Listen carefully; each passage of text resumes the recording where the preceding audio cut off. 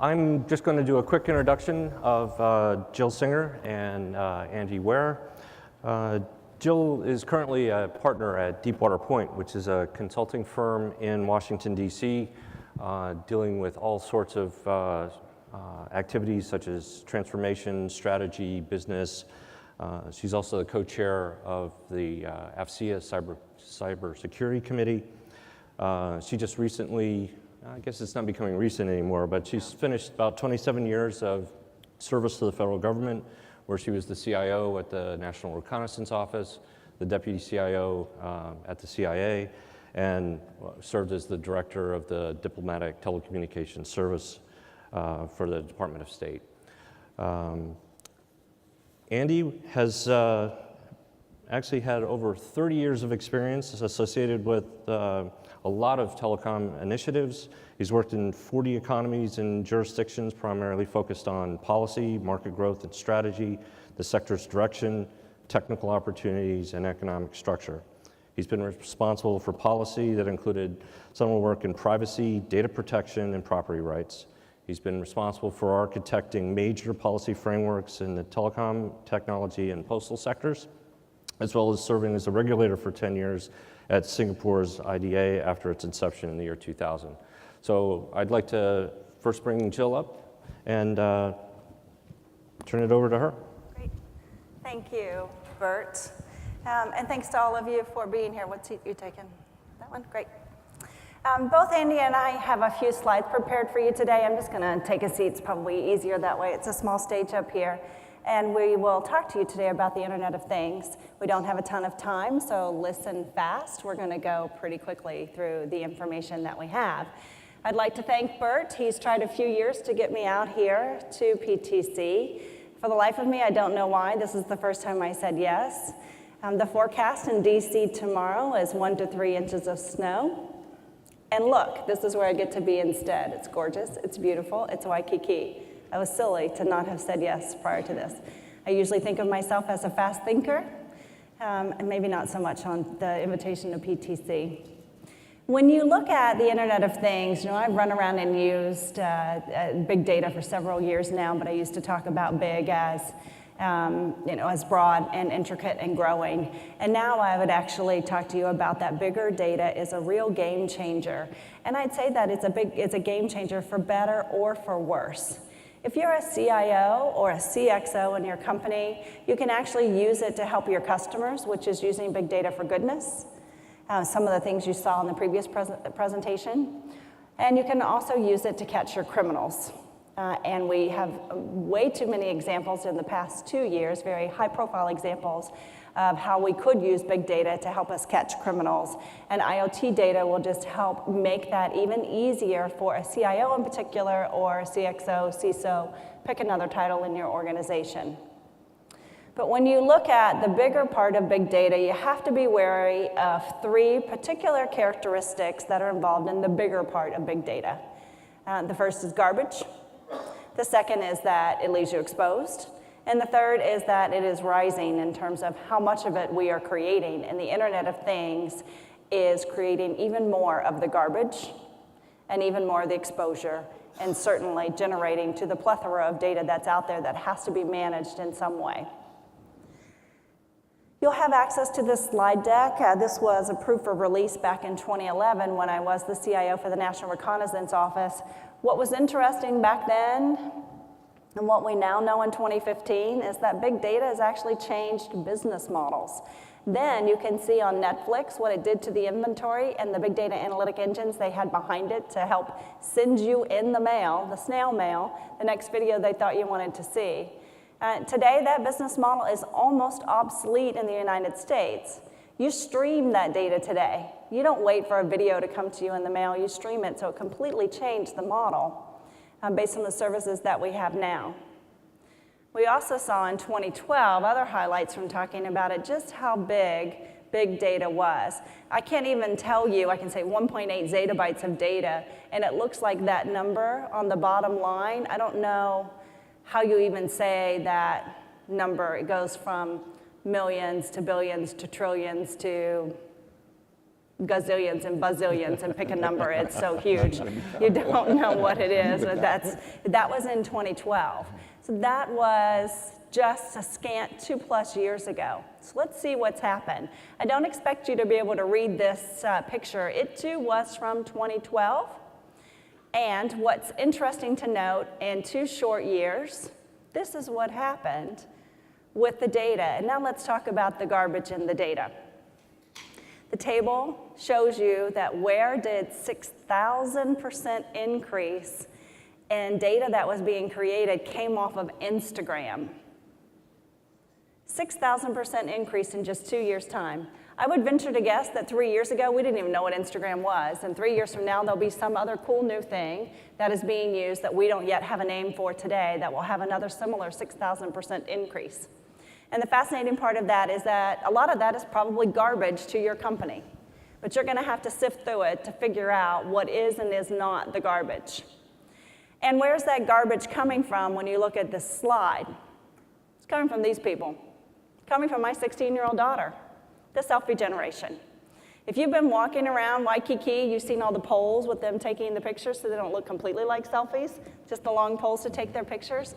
It's the Selfie Generation that, oh my goodness, 257 minutes a month on an Instagram site by the average user.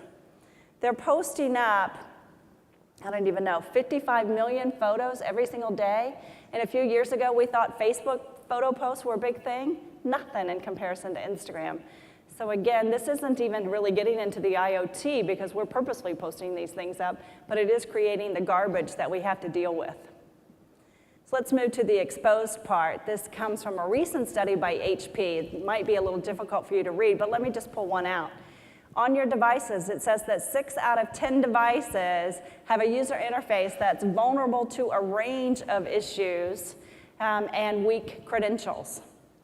Well, I still use 4 digits as the password on my iPhone, so I'm contributing to that 6 out of 10. Or 70% of the devices are used, 70%, that's a big number, are used on an unencrypted network service. So you're not even encrypting, and you're probably doing your banking on that device. So it really is a big exposed surface. And if you're protecting your network well, that's awesome, but now you have all of these unprotected devices coming into your network, bringing who knows what with them, trailing across it.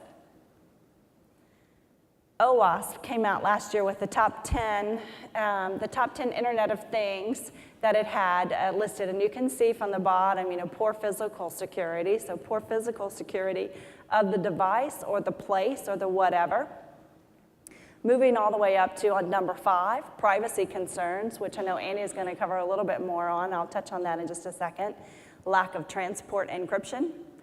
And all the way up to an insecure web interface. So what you can see from OWASP is that the exposure we're creating through Internet of Things is at every layer of the network, every layer of the stack, and includes now a set of mobile devices that you have no access control over as a corporation or as an individual. And we change them out by, based on the age of the generation, we change them out every year, if not more often. So how about on the rising part, on the bigger? So we've covered the garbage, the exposure, and the rising. So on the Internet of Things, here's what Gartner says. No deck would be complete without a Gartner picture. It says that it will generate larger quantities of data that have to be analyzed in real time. And if you're in the data center business, or you're in the storage business, or you're any parts of the traditional compute infrastructure of the stack, get ready, because we're still going to send money that way. We'll get to the telecom part in just a second. We still need lots of data centers and lots of ways to actually process everything.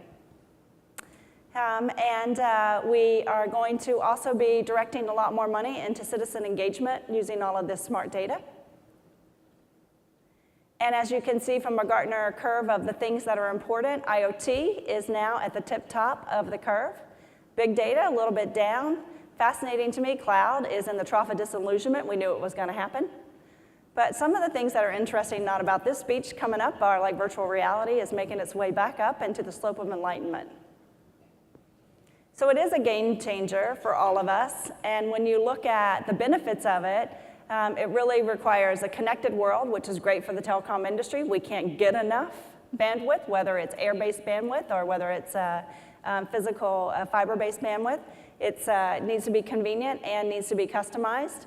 There are people who really do want their refrigerator connected. You might not be one of them, but if you rely on Peapod or other kind of shopping, you do. But it has with it a lot of challenges. Privacy, data protection, and property rights being the top 3 challenges that you have either as a company or as an individual. When 24% of the adults agree or strongly agree that they cannot be anonymous online, we know we have a problem. And IoT, that's what they know today when they're actually putting their own stuff online. And with IoT, we know they'll have even less privacy and they'll have even less anonymity because they don't even know what's going to go online about them from their car, from their phone, from the other things in their life that are just happening without their purposeful knowledge. So as a CIO, I think that you can help your customers. You can give them this cool, Starbucks, I think, is nearly cutting edge on the way it is using IT to help its clients and serve itself as well. They have the cool payphone app. When you sort of walk through the door, you know exactly how much are you even get near Starbucks. It will tell you how much money is on your account. It'll tell you where you are on your rewards program. And it will tell you where's the closest Starbucks as you're walking around Waikiki, just in case you needed that 2:16 afternoon cup of coffee. Soon it will be telling you even more things about the new releases out of Starbucks. And earlier we saw from Tata the same slide about healthcare and how IoT will just continue to blow our minds in the way it helps us manage our healthcare. For some people, it will be whether you wanted it to help you or not, it will be showing you. For example, you can see the future where when you eat that Big Mac, you'll actually be able, your body will tell you the results of that Big Mac. It may be even better than your doctor telling you stop eating the Big Mac. If you can see on your phone what it just did to the fat in your blood or something like that, you may never eat a Big Mac again. It will be great. And then certainly on the criminals, it has the ability to use facial biometrics. GAIT, G-A-I-T, biometrics. London is using this already. You can put a hoodie on your face and cover yourself from the camera, but you can't change a person's gait and the way they walk. And we can use the technologies to help us with that, as well as anyone with the new iPhone knows that the fingerprint access is yet another biometric that will allow you to put all your credit card data into an iPhone. So I think we have privacy, we have protection, we have compliance, we have individual rights to deal with, but IoT is going to give us a great future. I'm going to turn it over to Andy, and he's going to tell you a little bit more about the policies. First, while we're waiting for the presentation to go up on the screen, I'd like to thank Bert and the PTC for inviting me to this program. I feel quite honored to be able to share with you some of the thoughts and at least work that I've done over the past probably 25, 30, 35 years in a lot in this particular area. One of the things that I will focus on, though, is I'm going to talk more about policy in terms of the nature of public policy. One of the responsibilities I had when I served in an Asian country was the policy organization reported to me. And so as such, we focused a terrific amount on things like the security of the nation and individual privacy and data protection. In this particular presentation, I'm not, although I'll touch on it briefly, I'm not going to drill down into the really terrific applications that we're seeing, especially in the area of smart cities. But having just said that, there will be a little bit. So I'll define some terms. I would like to at least share with you to know how did we get to where we are today. I'd like to also touch in probably a bulk of the discussion, and I'll make this quick because we're running short on time, will be in the area of what does a policymaker, or what should a policymaker think about, and then why will we, and what does this mean, and where will we go? The most important question I would venture to say that's on your mind is why do we even care about policy? We're rushing to the benefits that we're seeing from the Internet of Things. Unfortunately, we're probably in the policy arena anywhere from 2 to 10 years behind the game in terms of the policy implications that you're about set to see. There's this notion of smart in the presentations this morning, and even in Jill's presentation. You know, the word smart tends to creep in. And one of the elements of smart is, of course, the device that many of you have in this room, which is the smartphone. Just out of curiosity, quick show of hands. If this is a connected device, if the smartphone is a connected device, how many people in this room have a connected device? Just out of show of hands. Most. How many have 2? How many have more than 4? Wow. That's good. I was at a meeting in November where one of the members had 7 connected devices at the meeting. And it was quite distracting because they kept on chirping and burping. But the point being is the implication of these business models that we're seeing right now is actually quite significant. And this particular slide will talk about some of the areas in terms of smart cities. Telling the city when to empty the garbage can because there's a sensor on the bottom of the garbage can indicating that there's garbage there. Or telling the mailman to go out to a pickup location because now somebody's actually dropped a letter. Those of you, actually I had the postal responsibility when I was in Singapore. One of the biggest problems is collection, the cost of collection. You don't get any revenue if there's not a letter in that box. The final point on here is something that's terribly important, which is open data initiatives. There's several urban centers, actually all over the world, some in Europe. One of the more notable ones is the one that New York City has done, which actually is the lifeblood, if you will, of a lot of big data applications. We can get into that later if that's of interest to you. But I would like to define possibly a misconception in terms of what, in fact, we're talking about. I'm going to draw 2 parallels here between something called M2M and something called the Internet of Things. And for Bob Pepper's benefit, I'd also like to jump in to also talk about the Internet of Everything. And I'll give you at least some sense of what the Internet of Everything is. M2M, machine to machine, is essentially talking about a proprietary protocol that one machine talks to another thing.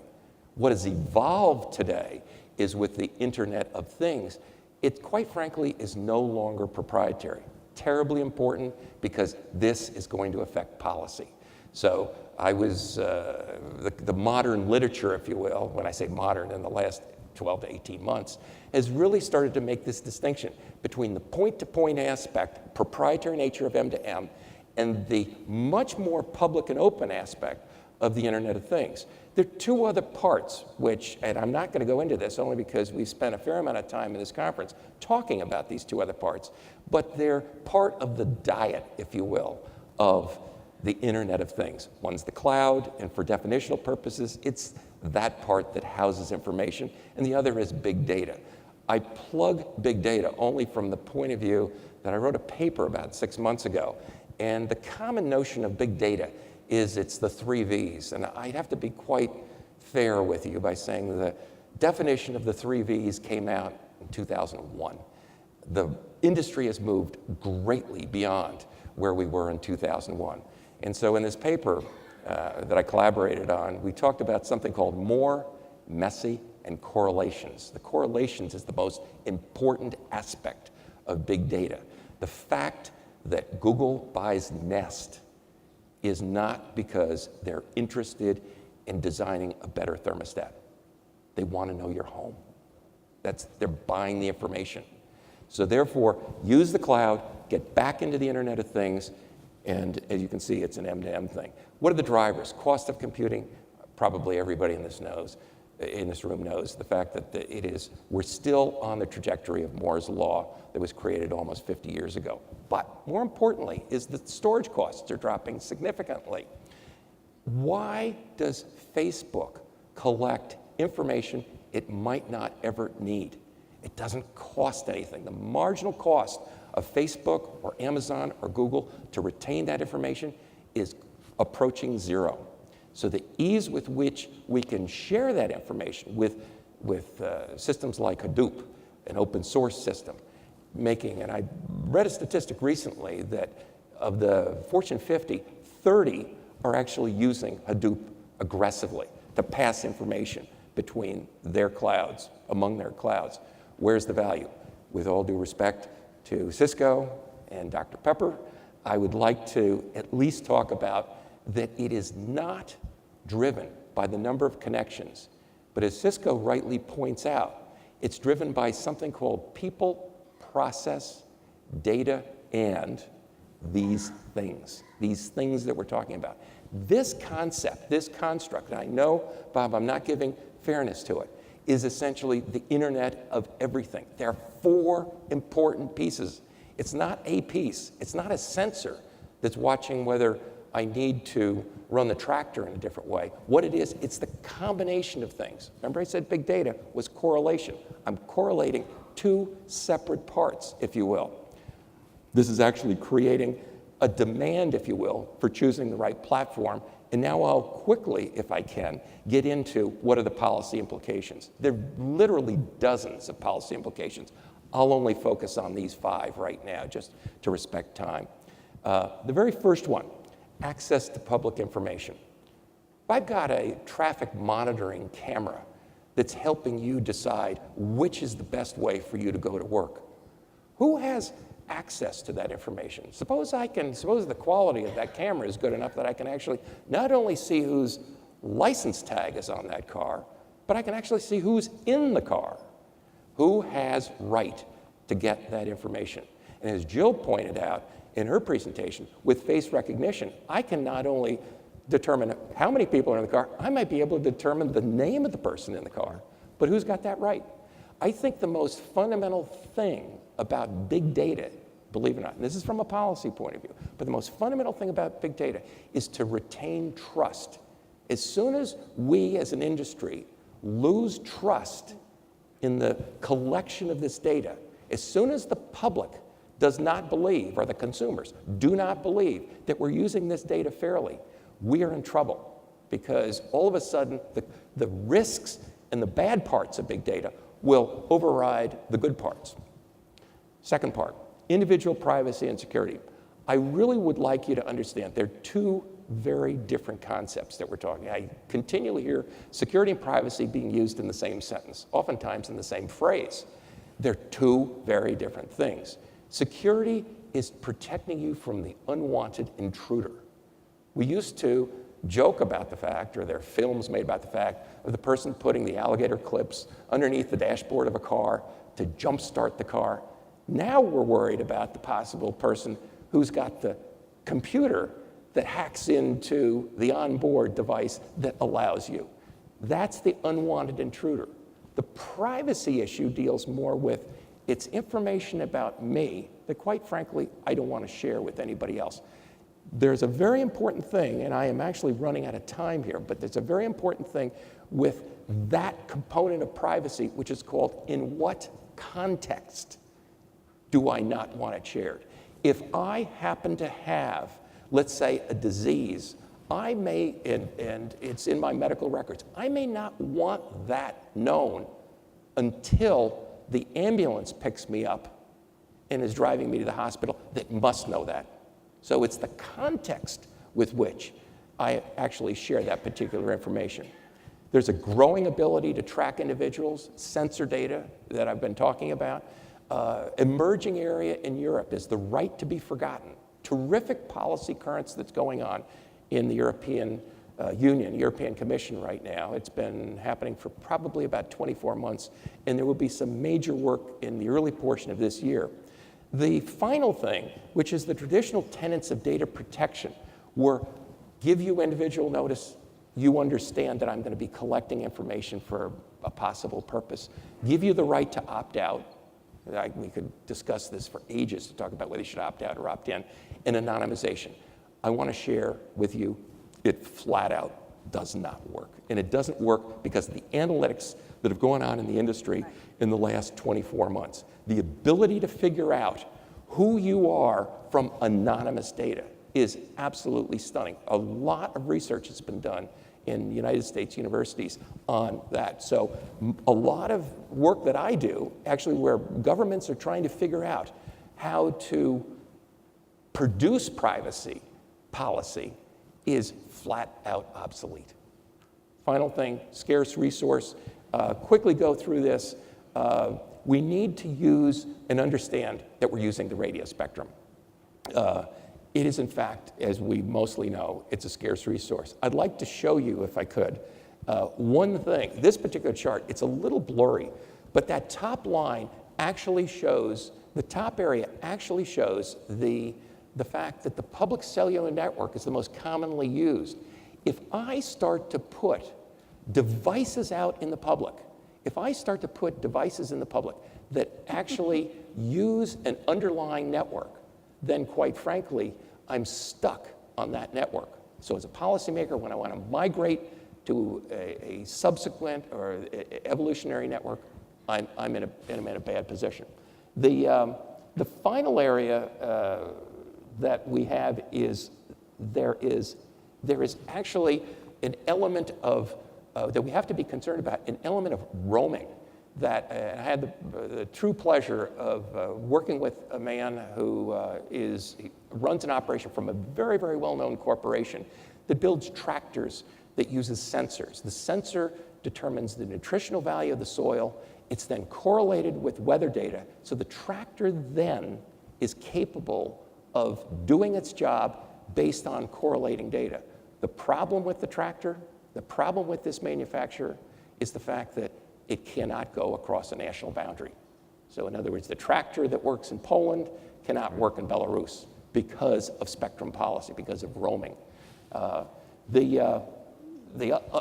other area, and it's been touched on briefly before, is actually in the numbering area. So somebody mentioned in the earlier session that we were using IP numbers. Actually, they're all different kinds of numbers that are being used. Sometimes it's the billed telephone number, sometimes it's a proprietary individual number, and sometimes it's an IP number.